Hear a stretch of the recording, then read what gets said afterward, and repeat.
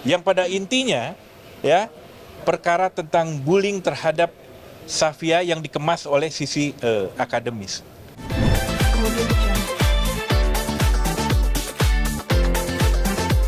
Psikolog gitu gimana Bang Adi mungkin tadi? Nah, tadi ada surat dari internasional dari mana? Oh iya. Nur, Nur? ini Nur, ya surat. Surat. Jadi kalau Surat. kemudian Tuh. ya, seseorang ya yang diduga melakukan tindak pidana itu menyangkal bahwa itu bukan kejahatan, ya, bukan kemudian masuk unsur pidana, sah-sah aja silahkan. Tapi kenyataannya hari ini perkara ini sudah naik sidik. Apa artinya? Dari penyelidikan sudah naik ke tingkat penyidikan. Apa artinya itu? Bahwa di situ sudah ada diketemukan memang ada unsur pidana, ya kan? Untuk selanjutnya apa tahapan berikutnya? Tahapan berikutnya setelah bahwa diduga ditemukan unsur pidana, maka akan ada tersangka siapa yang melakukan tindak pidana. Jadi sudah sampai situ. Jadi kalaupun mau kemudian mengklarifikasi bahwa dia tidak melakukan kejahatan dan sebagainya, itu sah saja, biasa. Orang-orang yang ya penjahat saja yang membunuh, yang mencuri, kan kadang-kadang tidak mengakui. Jadi nggak apa-apa, ya. Yang selingkuh juga Nggak apa-apa. Yang penting itu proses hukum berlanjut dan penyidik melakukan proses penyidikan dengan cukup baik. Nah, ingin saya sampaikan begini ya, ini adalah jurnal internasional, ya. Nih lihat, ini saya akan bagikan ke teman-teman media. Ini adalah jurnal internasional yang ditulis oleh Profesor Andika, ahli forensik linguistik. Profesor ahli forensik linguistik. Hanya beberapa gelintir orang di Indonesia yang bergelar Profesor ahli forensik linguistik. Dalam hal ini Profesor Andika Duta Bahari. Dia menulis di jurnal internasional tentang perkara ini. Yang pada intinya ya perkara tentang bullying terhadap Safia yang dikemas oleh sisi akademis. Dugaan-dugaan bully yang tapi dikemas oleh satu otoritas kewenangan kompetensi sebagai psikolog. Ini akan saya sampaikan ke teman-teman media. Silahkan kalau yang nggak ngerti bahasa Inggris translate, ya. Pasti ngerti dong. Ini canggih-canggih ini teman media. Saya akan kasihkan ini jurnal internasional. Bukan hanya dibahas di tingkat lokal ini, Mas. Jadi pembahasan di internasional, ya. Di apa namanya? Dalam forum jurnal internasional cyberkriminologi. Luar biasa. Silahkan. Dia sudah menulis bahwa ini adalah kejahatan yang terselubung, ya. Kan kejahatan kekerasan itu bukan hanya fisik, bukti yang tapi kita lampirkan ke polisi. dan ini menjadi bagian bukti juga yang kita lampirkan nanti untuk kepolisian. Jadi begitu. Nah, kemarin saya lihat tuh di media, ada kuasa hukumnya bilang bahwa kalau kemudian tidak ingin dikritik jangan jadi pejabat. Jadi nggak nyambung. Nggak nyambung. Ini soal seseorang yang diduga melakukan tindak pidana kejahatan kekerasan psikis terhadap anak di bawah umur, bukan soal Ahmad Dhani sebagai pejabat publik. Jadi nggak nyambung, ngawur. Logika hukumnya logika hukum yang terkilir, ya. Nggak nyambung. Kok kalau ingin jadi pejabat harus siap kritik? Mas Dhani ini udah anti kritik. Dia bully proof, bukan hak kritik lagi. Dibully aja udah kebal. Nggak ada masalah. Saya yakin bukan hanya sedang sekarang menjabat, sebelumnya juga terbiasa. Public figure, kritik, iya sering, ya kan? Dibully juga, iya biasa, nggak ada masalah. Ya.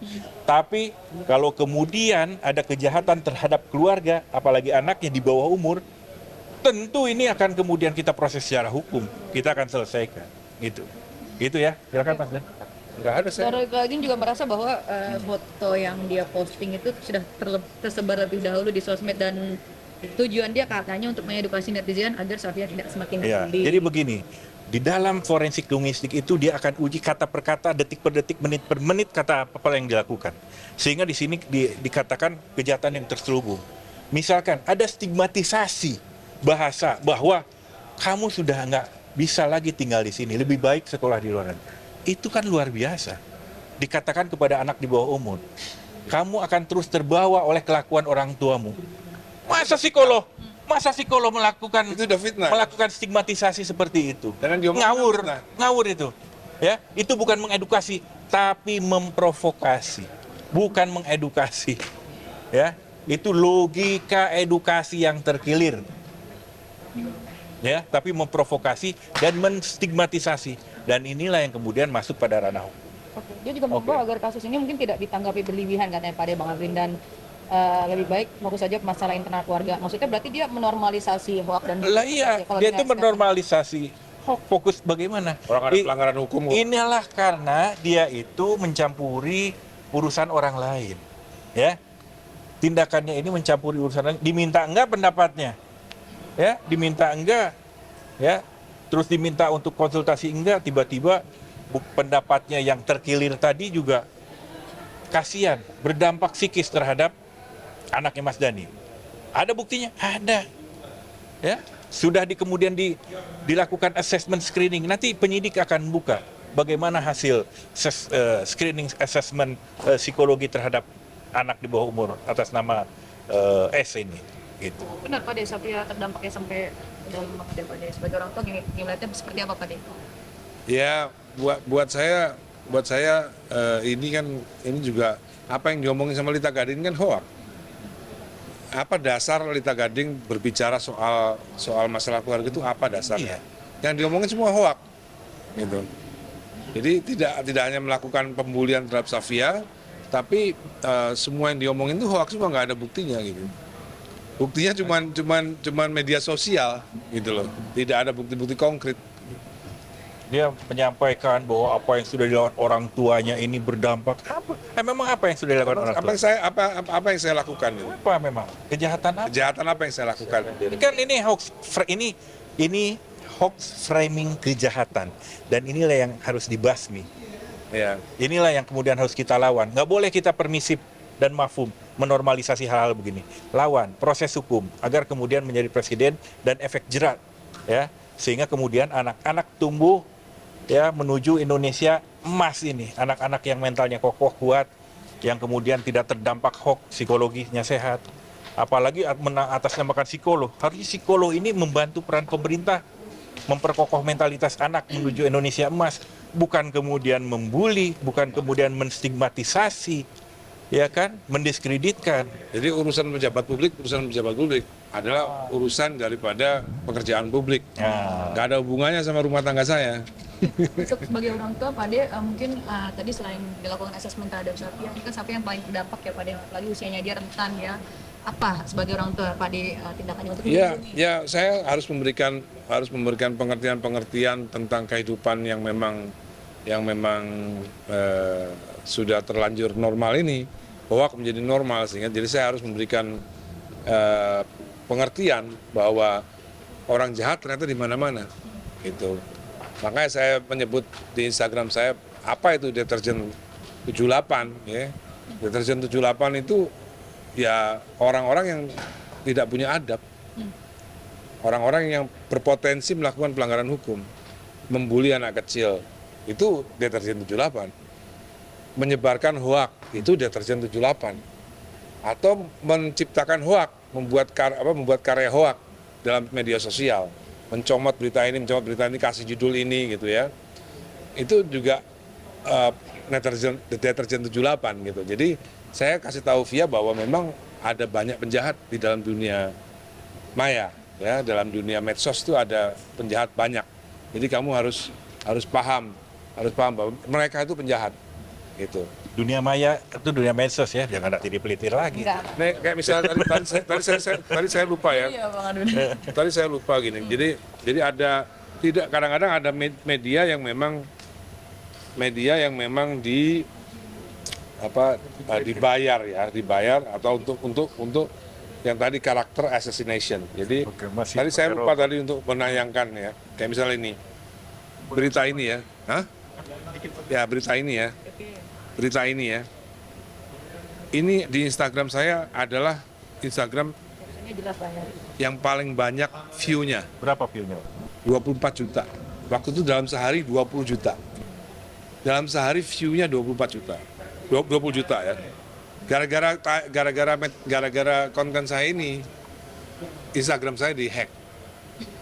Gara-gara konten ini nih, karena 20 juta view, dalam sehari view-nya 20 juta. Yang likes berapa coba? 227.000 yang likes ya, yang likes. Yang komen 11.000. Anggap aja 11.000 ini hujatan ya. Tapi kan framingnya kan gara-gara Ahmad Dhani posting sebuah konten, Ahmad Dhani dihujat netizen. Jadi ini sebenarnya framing dari sebuah media. Saya nggak tahu media abal-abal atau media, saya nggak yakin kalau sekelas Kumparan atau sekelas yang mainstream ya, saya nggak yakin berbuat seperti itu. Tapi media-media yang abal-abal, yang beritanya akhirnya Ahmad Dhani menuai hujatan setelah memposting video soal ini ya. Padahal yang likes lebih banyak. Tapi kenapa kok nggak beritanya Ahmad Dhani posting ini mendapatkan likes banyak, tapi malah mendapatkan hujatan? Hujatan dari mana? Hujatan orang yang suka banyak. Yang suka lebih banyak daripada yang komen gitu. Taruhlah semua yang komen ini hujat gitu, tapi berapa persen? Nggak sampai 0,5%. Tapi media memframe-nya Ahmad Dhani menuai hujatan. Makanya saya tuh kadang-kadang bingung. Kalau saya Mas Dhani gimana komennya Mas Dhani kalau mau dihujat sama netizen? Ya yang likes lebih banyak daripada yang hujat gitu loh. Jadi buat apa saya resah dengan hujatan gitu. Yang hujat itu 0,5%, yang likes 100% gitu loh. Oh enggak, saya ini bullyproof. Tapi untuk Via, Nah untuk Via saya harus kasih pengertian gitu. Harus saya kasih pengertian supaya dia kuat. Kalau enggak, ya dia nggak kuat lah. Gitu. Saya harus berusaha kuat supaya Via kuat. Oke, padahal mana waktu di rumah sakit sempat pas Baby Noel lahirnya sempat ngomong apa, tapi Siva nggak itu jadi viral. Gimana? Yang pada ngomong Siva Tisa mau dipanggil apa sama Tisa? Iya. Padahal ada Siva, ada jadi viral pada gara-gara itu, tapi ada sementara ada Siva di situ terus kayak dicuekin. Siva mau dipanggil apa? Tisa. Tisa mau dipanggil Tisa mau apa? dipanggil apa sama Dede Soleil gitu. Padahal nanya gitu ke Tisa, padahal ada Siva, tapi Siva nggak ditanya, kayak sedih gitu tuh viral tuh pada. Masa? Itu gimana, Pak De? Ya nggak mana-mana. Ditanyain sementara Siva nggak ditanya sama Pak De gitu, mau dipanggil apa sama anak rapper kali, kakak pendukungnya. Saya aja nggak sadar. Gimana Pak De? Sempet gimana tuh, emang nggak lihat Siva apa gimana sih Pak De? Siva nggak ditanyain juga, cuma Tisa aja. Ya namanya juga manusia kan tempatnya lupa, ya kan? Pak De, trik terkait Soleil yang dijadiin bahan AI candaan gitu sama ya. netizen, kata namanya Soleil jadi bahan candaan netizen dan Alisa sudah beri peringatan Pak De. Namanya kan udah bagus tapi dijadi Soleh. Diplesetin, iya. Tadi kan bilang Soleh apa namanya Soleh. Jadi seperti apa nih komennya Jadi? Alisa ngamuk. Alisa kapan ngamuk ya? Di Instagram ngomong. Iya. Namanya bagus. Sebenarnya kan bagus namanya. Jangan diledek-ledekin lah. Gitu. Ya betul. Komen Ya begini. Jadi ya menjadi bagian daripada keluarga Ahmad Dhani harus mulai latihan tahan banting.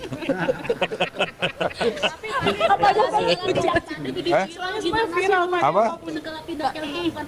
Viral gitu. Ya nggak tahu. Tapi benar ya Pak De, maksudnya jangan menormalisasi, maksudnya anak baru lahir, bayi baru lahir ini kan jangan dijadiin bahan bercandaan gitu ya Pak De ya. Iya. Benar nggak sih Pak De? Orang tuanya marah. Ya orang tuanya marah Pak De. Jidinya marah nih, jidinya. Kayaknya marah. Jidi. Ya kan baru pertama kali jadi keluarga Ahmad Dhani. Jadi ya marah awal-awal nggak apa-apa. Lama-lama udah biasa kok. Kalau Pak De mungkin terkait hoax gitu dan konten-konten yang manipulatif gitu istilahnya ya. Soalnya kan juga banyak yang katanya Alisa juga sempat negur nih netizen-netizen yang bikin konten-konten AI, wajah anaknya dianggap risih lah gitu. Kalau Pak De menanggapinya seperti apa?